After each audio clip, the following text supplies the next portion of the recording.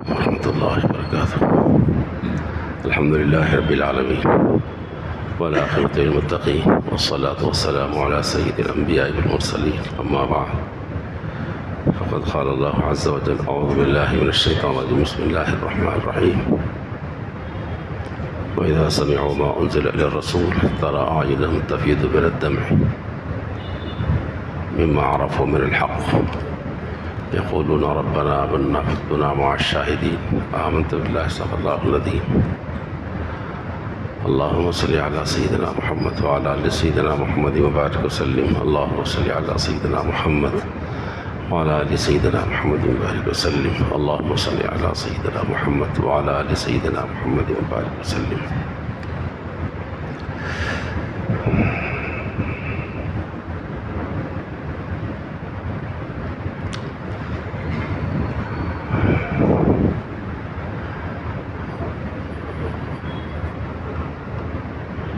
محترم حاضرین،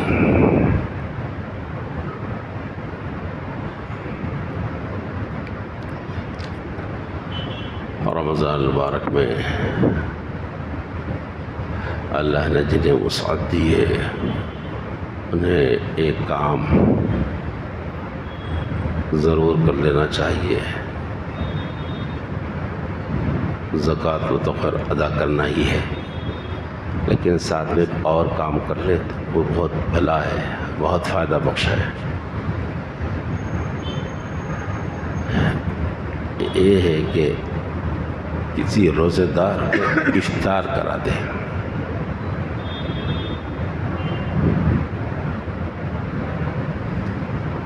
تین چیزیں حضور صلی اللہ علیہ وسلم نے بیان کی فائدے میں۔ اللہ اس کے گناہوں کو بخش دیں گے، جہنم سے آزادی ملے گی، اور اس سے بھی اتنا ثواب ملے گا جتنا کہ روزہ رکھنے والے کو ثواب ملا۔ ایک روزہ دار کو روزہ افطار کرا دے، کھجور، پانی، فروٹ وغیرہ کچھ بھی کھلا دے، بس تو یہ تین چیزیں مل رہی ہیں۔ کیا کیا؟ گناہوں کی بخشش، اور دوسرے جہنم سے آزادی، اور تیسرے روزے دار کو روزہ رکھنے کا جتنا ثواب ملا ہے روزہ افطار کرانے والے کو بھی اتنا ثواب ملے گا۔ روزے دار کے ثواب میں کوئی کٹوتی نہیں ہوگی، کوئی کمی اس کو نہیں آئے گی، اس کے بغیر اللہ اس کو دیں گے۔ ضروری نہیں ہے کہ پیٹ بھر کھانا کھلا دے، ضروری نہیں ہے۔ اگر پیٹ بھر کر کھانا کھلا دیں روزے دار کو تو پھر ایک اور چیز ہے اس کے لیے، ایک اور چیز ہے اس کے لیے، وہ ہے کہ قیامت کے دن حوض کوثر کا پانی رسول اللہ صلی اللہ علیہ وسلم پلائیں گے۔ جام کوثر مل جائے گا۔ کتنی بڑی بات ہے بولو آپ، مختصر سا خرچہ ہے، مختصر سا کام ہے، لیکن اتنا بڑا اجر ہے۔ تو کوشش کیجئے کہ یہ اجر ہم پالیں۔ ہم میں سے ہر ایک اپنے اپنے دوست احباب میں، اپنے خاندان میں، اپنی گلی میں، اپنے محلے میں، جہاں کہیں آپ رہتے ہیں، یہ کام کر لیں کہ روزہ دار کو افطار کرا دیں۔ ٹھیک ہے۔ دوسری بات،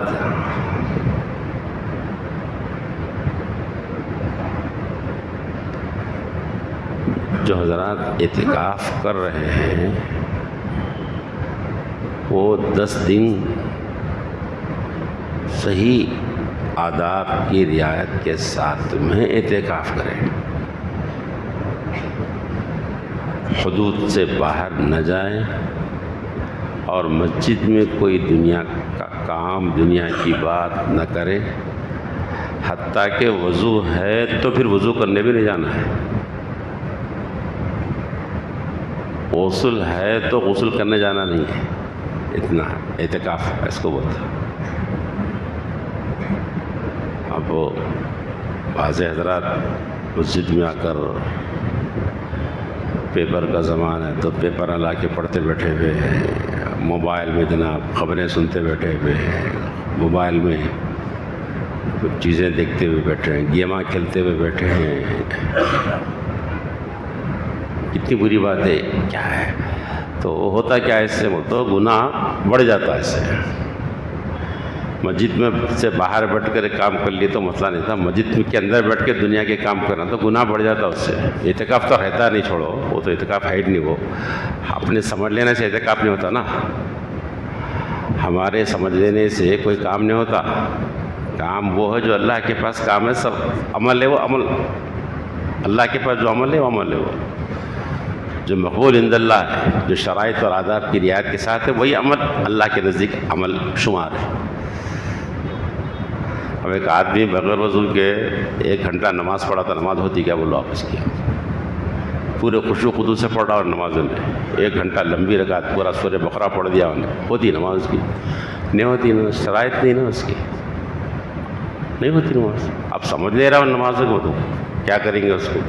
ایسے ہی معتکف حضرات عام طور پہ دیکھا جائے سب کام کر لے رہے دنیا کی. اعتکاف نہیں ہے، وہ نہیں ہے، اعتکاف نہیں ہے.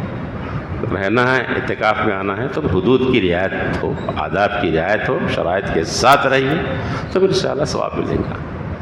دنیا کا کوئی کام کاج نہیں، دنیا کی کوئی بات چیت نہیں، کوئی بات چیت نہیں. ایسا اعتکاف رہیے. آپ موبائل کو گھر میں رکھ دے کے آ جائے تو اچھا ہے.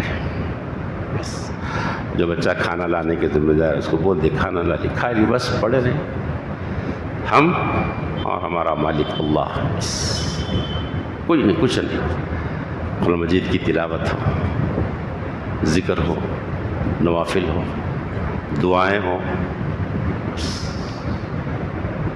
کرتے کرتے تھک جائے تو تھوڑا لیٹ جائے، پھر بیدار ہو جائے، پھر پڑھتے جائیں، پھر لگ جائیں. کوئی نہیں، صرف ہم ہو اور ہمارا مالک ہو بس. اس لیے پردے بھی ڈالے جاتے ہیں صاحب، پردے جو لگائے جاتے ہیں اسی واسطے لگائے جاتے ہیں کہ باہر کی دنیا سے بالکل تعلق ختم، بالکل ختم. ایک سو مزو علیہ الرحمٰن نے فرمایا تھا، تمنا ہے کہ کہیں کوئی ایسی جگہ ہوتی، اکیلے بیٹھے رہتے، یاد ان کی دل نشیں ہوتی. اکیلے تنہا اور اللہ کی یاد میں مستغرق ہو بندہ. یہ ہے اعتکاف. ایسا اعتکاف رکھنے کی سکت جس میں ہے، آداب کو یاد کر سکتے ہیں وہی لوگ اعتکاف کریں. نہیں دنیا بھر کی چیزوں کو اندر مسجد میں لانا گناہ ہوتا، مت رہیے. ایسا اعتکاف مت رہیے، آپ نقصان ہو جاتا، آپ آخرت خراب ہو جاتی اتنی اس سے.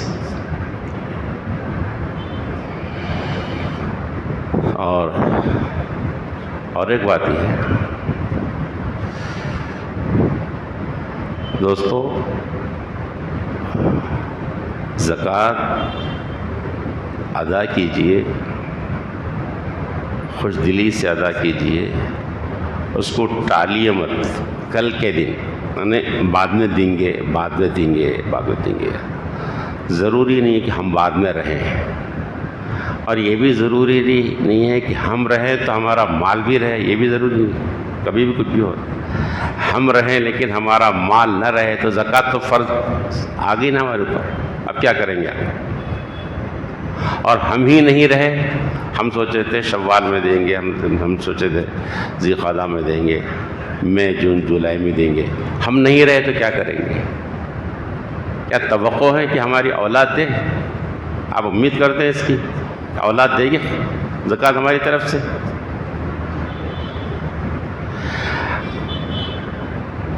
کھانے میں نمک کے برابر لوگ ہوں گے، اولادیں ہوں گی جو اس کا خیال رکھتے ہیں کہ اپنی ماں باپ کی آخرت کا خیال رکھتے ہیں. ورنہ تو ان کو اپنی دنیا کی مطلب، اپنی دنیا سے مطلب ہے، اپنا بٹوارا مقصد ہے بس. اپنے سے میں بعض فیملیوں کو جانتا ہوں، بہت قریب سے جانتا ہوں، جن کے ساتھ ہماری بیٹھکیں ہوئی. ان کے بڑے کے انتقال کے بعد میں جھگڑے چل رہے تھے بعض جگہ پر، کروڑوں کی پراپرٹی چھوڑ کے گئے، لڑائی چل رہی. وہ تو عام بات ہے نا بھائی، عام بات. جانے والا چھوڑ کے چلے جاتا، لیکن خاندان میں جھگڑوں چلے جا رہے، جھگڑے چلے جا رہے، ہنگامہ برپا ہے. خیر بعد بیٹھک کے میں نے ان لوگوں سے کہا ایسا تقسیم کر لیجیے، ایسا کر لیجیے، مگر ایک کام ضرور کر لیجیے کہ بھئی جو آپ لوگوں کو پیسہ مل رہا ہے، چونکہ والد نے ہی، ذمہ دار نے، بڑے نے چھوڑ کر بڑا چھوڑ کر گیا ہے دنیا سے، اسی کے پیسے مل رہے ہیں آپ لوگوں کو، ان کے نام سے اپنے اپنے حصوں میں جو پیسے آئیں گے اس سے جناب آپ مسجد بنا دیجیے ان کے نام سے، ان کے لیے کوئی آخرت کا ذخیرہ کر دیجیے آپ۔ لیکن نہیں ہوا ہے، ہر ایک کو اپنے مال کی فکر ہے، اپنے حصے کی فکر ہے۔ تو کیا ہم اپنے ورثاء سے اس بات کی امید رکھتے ہیں کہ ہم چلے جائیں تو ہمارے اولاد، ہمارے لوگ زکوٰۃ ہماری نکالیں گے؟ لہٰذا اپنی آخرت اپنے پاس سیف رکھیے، اپنے آپ کو محفوظ رکھتے ہوئے دنیا سے جائیے۔ آپ زکوٰۃ ہے ادا کر دیجیے، آپ کل کروں گا، بعد میں کروں، اگلے مہینے میں کروں گا، ابھی نہیں ہے، نہیں کچھ بھی کر دیجیے، کام زکوٰۃ ادا کر کے جائیے آپ دنیا سے، اپنا فریضہ ثابت کر دو، آپ سبکدوش رہو، آپ بوجھ تلے مت رہیے آپ۔ نہ پھر کیا ہوگا جانے کے بعد میں، یہ تو ورثہ تقسیم کر لیں گے، بات ختم ہوگی نا۔ اس وقت زکوٰۃ جو ادا نہیں کیا تھا، حقوق واجبہ جو ادا نہیں کیا تھا، اس کو عذاب بھگتنا پڑے گا۔ قرآن مجید میں اللہ تعالیٰ نے فرمایا والذین یکنزون الذهب والفضة ولا ينفقونها في سبيل الله فبشرهم بعذاب أليم يوم يحمى عليها في نار جهنم فتقوى بها جباههم وجنوبهم وظهورهم هذا ما كنزتم لأنفسكم فذوقوا ما كنتم تكنزون۔ جہنم کی آگ میں یہ گرم کیا جائے گا سونا اور چاندی،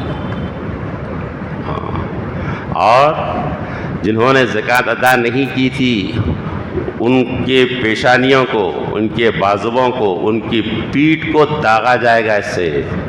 یہ کہتے ہوئے داغا جائے گا، قرآن مجید کی آیتیں سنا رہا ہوں، اللہ کرے کہ اس کا فائدہ مجھے بھی اور آپ کو بھی، پوری امت کو احساس ہو، ذمہ داری کا احساس ہو، ڈر اور خوف ہمیں پیدا ہو کہ زکوٰۃ ادا نہ کرے تو کتنا بڑا وبال لے کے جائیں گے دنیا سے ہم۔ اللہ نے فرمایا یہ کہتے ہوئے داغا جائے گا ان لوگوں کی پیشانیوں کو اور بازوؤں کو اور پیٹھوں کو، ھذا ما کنزتم لانفسکم، یہ وہ خزانہ ہے جو تم نے اپنی جان کے لیے محفوظ کر رکھا تھا، یہ ہے خزانہ۔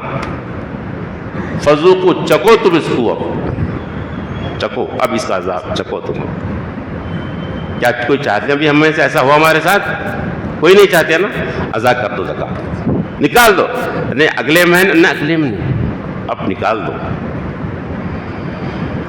اور حق داروں کو دو آپ زکوٰۃ۔ یہ میں پہلے جو واقعتاً مستحق ہے اس کو دو، جو آپ کے سامنے ہاتھ پھیلایا، جو آپ کے سامنے اپنی کہانی اور سنا رہا ہے، آپ اس سے متاثر مت ہو جائیے، آپ تحقیق کیجیے، تحقیق کر کے دیجیے آپ، ٹھیک ہے، مستحق کو دیجیے، اور اپنے رشتہ داروں میں دینا دوہرا ثواب ہے۔ اپنے رشتہ داروں میں دیکھو، اپنے بھائی بہنوں کو دیکھو، جی اپنے بھانجوں کو دیکھو، اپنے رشتہ داروں میں جو دیکھو آپ ان کو، آپ جو غریب ہے خاموش آپ ان کو دے دیجیے، آپ ذمہ داری سے سبکدوش ہو جائیے، آپ بوجھ لے کے دنیا سے مت جائیے، زکوٰۃ کا بوجھ، فرائض کا بوجھ، واجبات کا بوجھ مت رکھیے، اللہ کے واسطے سب کلیئر کر کے رکھیے، آپ کب بلاوا آ جائے نکل جائیں، مختم تیار رہیے آپ۔ حدیث میں آیا ایک بندہ حقوق واجب ادا نہیں کر رہا ہے، جی سب ڈھیر سارا جمع کر رکھا ہے، جب موت کا فرشتہ آ گیا اور اس کو چلنے کے لیے کہہ رہا ہے، تو یہ اس وقت بھی یہ بندہ یہ کہے گا مال کو کہ یہ وہ میری پراپرٹی فلاں کو، اور میرا وہ پیسہ اس کو، اور یہ پیسے اس کو، یہ پیسے اس کو دو، وہ بچے کو دو، یہ اس کو دو، وہ مسجد کو دو، یہ رفائی ادارے کو دو، بلکہ شروع کریں گا انہیں بولنا۔ اب جا رہا نا، قصہ ختم ہو رہا نا، کہانی ختم ہو جا رہی ہے، میٹر خلوص ہو جا رہا نا، تب انہیں بولیں گا اس وقت میں، تو ھذا لفلان ھذا لفلان، تو رسول اللہ نے فرمایا ارے وہ تو کسی کا ہو گیا، اب کیا بولتا تو کسی کا، بول کے اب تیرا ہے کہاں، بول کے وہ وقت کان علی فلان، ارے وہ تو ہو گیا بھائی کسی کا، تم کیا بول رہے جائے کہ ہو گیا، ہاتھ سے نکل گیا، آپ ہاتھ سے نکل گیا آپ نے۔ ہم اس وقت میں پورے مال کی وصیت بھی نہیں کر سکتے، آپ ختم ہو گیا، ختم ہو گیا۔ تو وہ ٹائم آنے سے پہلے آپ خلوص ہو جائیے، آپ صاف کر لیجیے اپنے آپ، مسئلے پوچھ لیجیے، مفتیوں سے عالموں سے پوچھ کے معاملے کو صاف کر لیجیے آپ، ٹھیک ہے۔ ایک اور بات،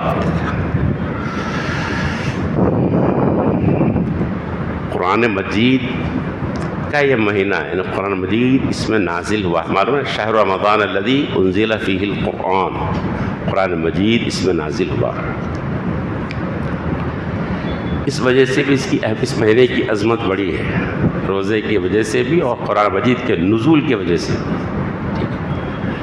تو ذرا اپنے گریبان میں جھانک کے دیکھ لو کہ قرآن مجید سے ہمارا تعلق کتنا ہے، سب دیکھ لو، میں بھی دیکھنا اور آپ بھی دیکھنا۔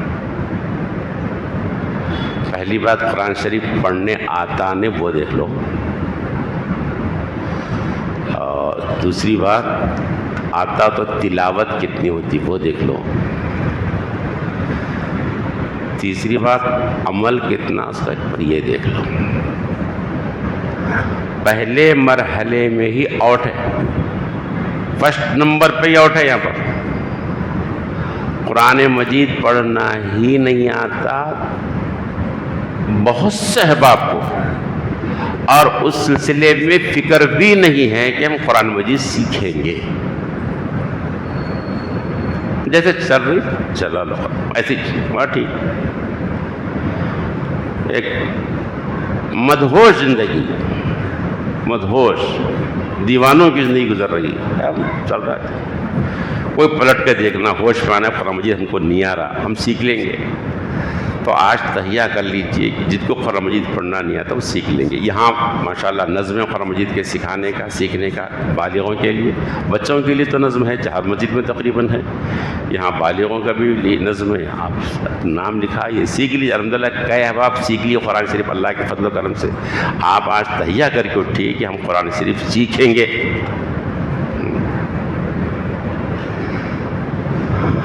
اور میرے دوستو، قرآن مجید پڑھتے کتنا ہے ہم لوگ، سنتے کتنا ہے، کتنی عظیم کتاب تھی، کتنی بڑی کتاب تھی، یہ کتاب برکت ہے، یہ ہے نا، کتاب مبارکم کہا گیا اس کو، برکت والی کتاب ہے یہ، شفا والی کتاب ہے یہ، ہدایت والی کتاب ہے یہ، اس سے انسانوں کو ہدایت ملی، انسانوں کو شفا ملی، اس سے برکتیں اس سے حاصل ہوتی ہیں، ہے نا کتابیں، ہمارا ایمان ہے نا اس پر، لیکن اس سے برکت کا حصول، اس سے ہدایت کا حصول، اس سے شفا کا حصول ہم کر نہیں پا رہے، کچھ بھی نہیں کر پا رہے ہم۔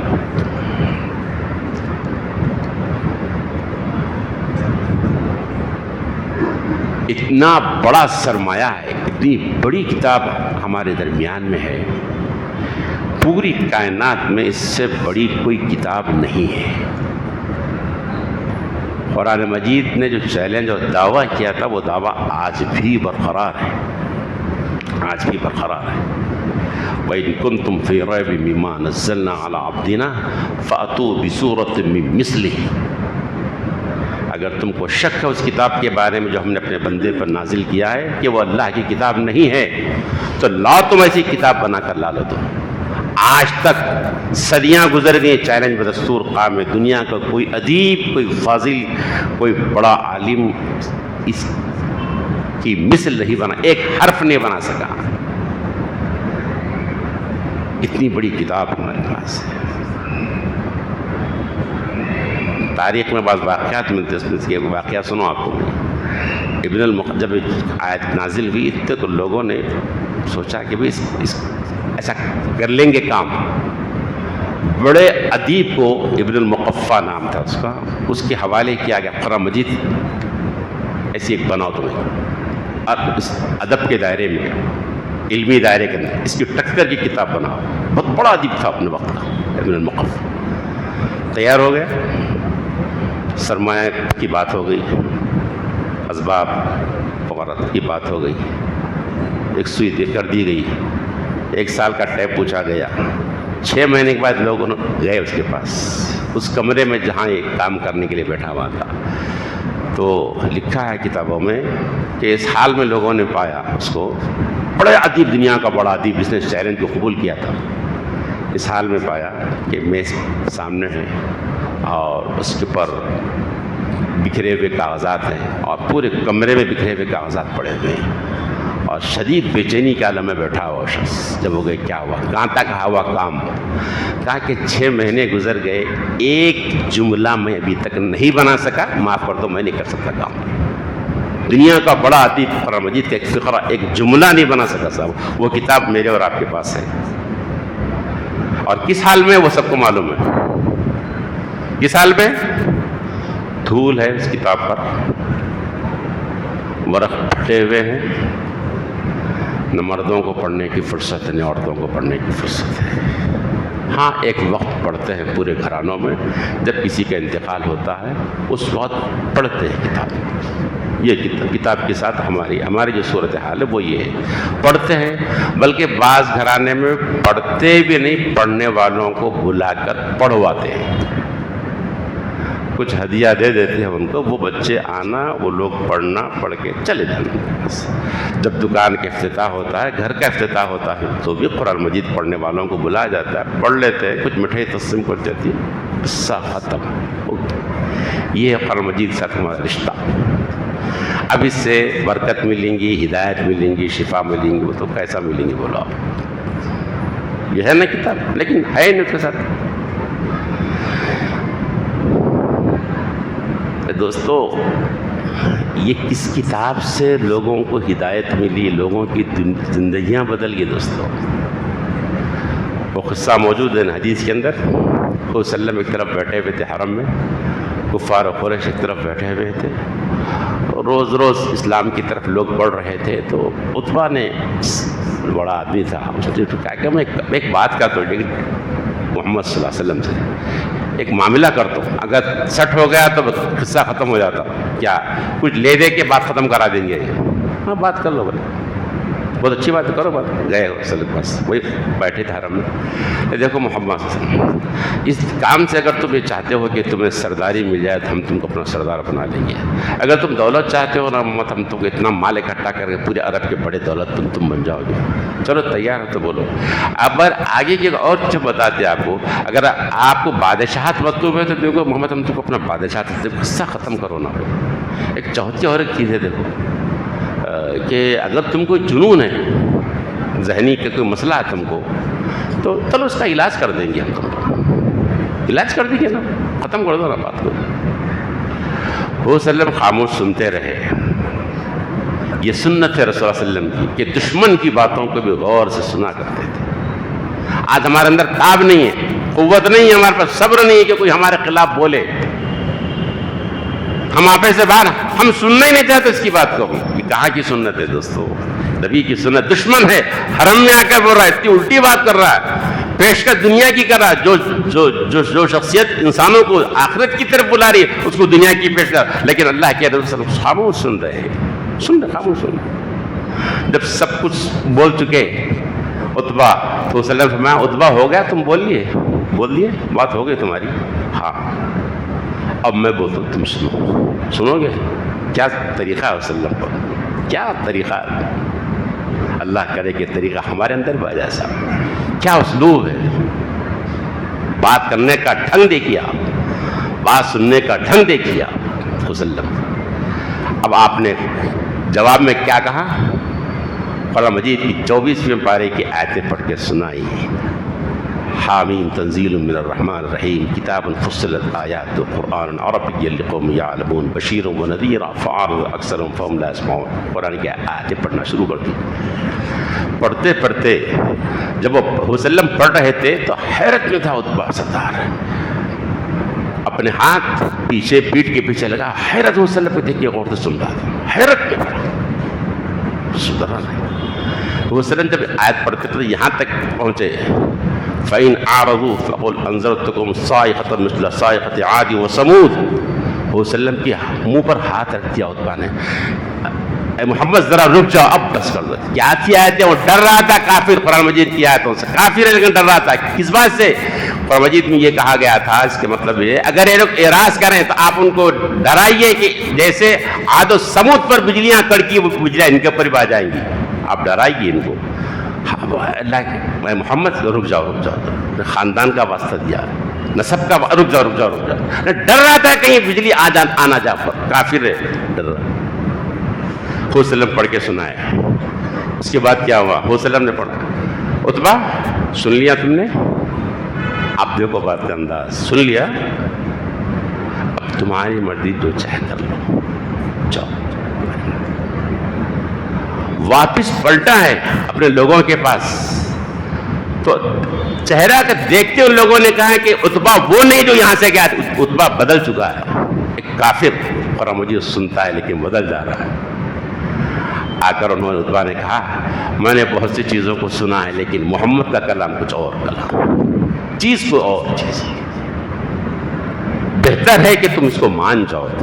تو لوگوں نے کہا جادو کا اثر ہوگا اس کے اوپر، عتبہ پر اثر ہوگا۔ یہ تھا کلام مجید کا اثر، زندگیاں بدل رہی تھی لوگوں کی۔ قرآن مجید کفار سنتے تھے، ان کی آنکھوں سے آنسو نکلتے تھے، چھپ چھپ کر قرآن شریف سنتے تھے میرے دوستو۔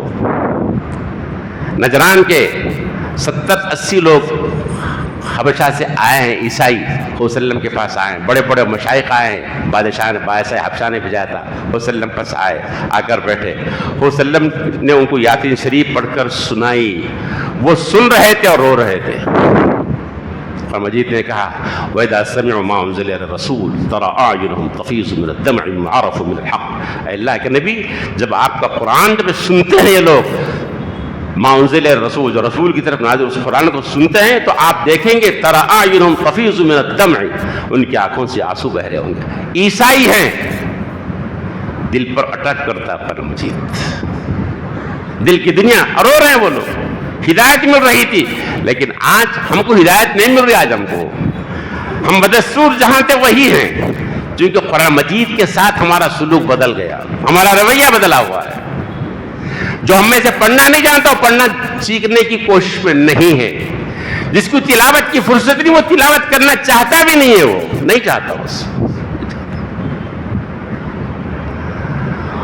کچھ معنی سیکھیں گے وہ بھی نہیں سیکھیں، نہیں سیکھیں، جو جہاں ہے وہاں بیٹھا ہوگا، قرآن مجید پر جو ہدایت کی اس پر عمل کرے گا نہیں کرے گا۔ یہی وجہ ہے کہ امت میں کوئی انقلاب نہیں آ رہا، کوئی تبدیلی، کوئی بدلاؤ نہیں آ رہا۔ تراویح پڑھی جا رہی ہے، قرآن پڑھا جا رہا ہے، سنا جا رہا ہے، لیکن اس امت کے قاتل قتل میں ملوث ہے، اس امت کے چور چوری میں ملوث ہے، اس امت کے ڈاکو ڈاکہ زنی میں مصروف ہے، اس امت کے زانی بدستور زنا کاری میں ملوث ہے۔ ہاں میں پکی بات بتا رہا ہوں، پوری اطلاع کے بعد ہی بتا رہا ہوں میں یہ، اس امت کے زانی زنا میں مشغول ہیں، اس امت کے سود خور سودوں میں ملوث ہے، اس امت کے مکار مکاریوں میں ملوث ہے۔ یہ امت جہاں تھی وہیں ہے ٹھہری ہوئی، ایک انچ آگے نہیں بڑھنا چاہتی، کیونکہ وہ کچھ لینا نہیں اس قرآن مجید سے، جس کو نہیں آتا وہ نہیں سیکھ رہا قرآن شریف۔ اگرچہ ایک عمر 70-80 کو کراس کر گئی، لیکن کبھی کسی استاد کے پاس بیٹھ کر، کسی عالم اور حافظ کے پاس قرآن شریف سیکھنا نہیں چاہتا۔ ایک زمانہ وہ تھا مدینہ منورہ میں ایک صاحب 80 سال کے آس پاس کی عمر کے ایک صاحب آتے ہیں اور آ کر کہتے ہیں کہ کہاں سے آنا ہوا؟ تو کہا کہ مجید بھی شام، میں ملک شام سے آ رہا ہوں۔ کہ کیا کس لیے آنا ہوا؟ کہا میں سورہ فاتحہ سیکھنے کے لیے آیا ہوں۔ میلوں کا سفر طے کر کے، پیدل اونٹوں اور گھوڑوں پر سفر طے کر کے آتے تھے، اور آ کر ایک سورت سیکھ کے جاتے تھے، ایک حدیث سیکھ کے جاتے تھے، ایک ایک دن کا انتظار کرتے تھے استادوں کے پاس۔ آج مسجدوں میں پڑھانے والوں کا نظم ہے، سکھانے والوں کا نظم ہے، انہیں تنخواہیں دی جا رہی ہے، لیکن لوگوں کو اس سے کوئی مطلب نہیں، اجنبی بن کر آئے نماز ہی کی فرصت نہیں، اور کیا کریں گے یہاں پر؟ وہ تو بھاگتے بھاگتے آئیں گے، بھاگتے بھاگتے نکل جائے۔ اس امت کا یہ حال ہے۔ اب کیا تبدیلی آئے گی صاحب؟ انقلاب آئے گا قرآن مجید سے؟ ہے ہمارے پاس قرآن مجید، ایک ایک نہیں 2-2 سیٹ ہے۔ ہم اپنے بچیوں کو قرآن مجید دینا بھی نہیں، بلکہ فہرست میں نمبر 1 قرآن شریف ہمارے پاس جزدان کے ساتھ جی۔ اور ہم عاملوں کے پاس جاتے ہیں تو وہ بھی ہمیں انہیں آیتوں کے لکھ کے دیتے ہیں، تعویذوں کے ساتھ تعویذ بنایا جاتا ہوں جی، دھو دھو کے پلایا جاتا ہوں۔ جزدان حریر و ریشم کے جی، حریر و ریشم کے جزدان ہوتے ہیں، پھول ستارے چاندی کے، یہ سب ہیں ہمارے پاس، دھو دھو کے پلائے جاتے، لیکن عمل کے اندر نہیں۔ بلکہ بعض لوگ ایسا کرتے، چھوٹا قرآن شریف بنا لیتا، چھوٹا، بالکل چھوٹا، لپٹ کے یہاں لگا دیا یا گلے میں ڈال دیے، اچھا ہے نہیں؟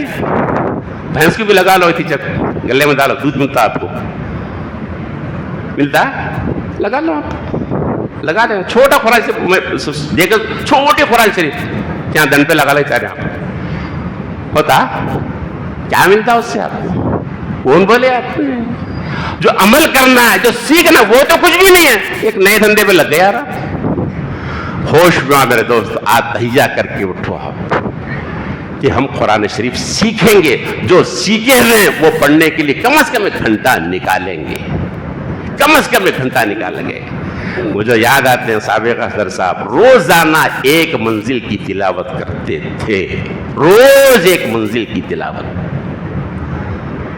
اور ایک صاحب اسی مسجد کے مصلی تھے اعظم خان صاحب روزانہ ایک منزل کی تلاوت کرتے تھے 20 بندے اللہ کے ہم تلاوت کر رہے ہیں ہفتے میں قرآن شریف کی تکمیل کرتے تھے لیکن ہم کو پڑھنے کی فرصت نہیں میرے دوستو آج تبدیلی کا ارادہ کر کے اٹھو رمضان کے مبارک میں اللہ سے دعا کرو کہ ہم کو بھی اس لینی فہرست میں اللہ کو شامل کر دے ربنا تقبل منا انک انت السمیع العلیم وتب علینا انک انت التواب الرحیم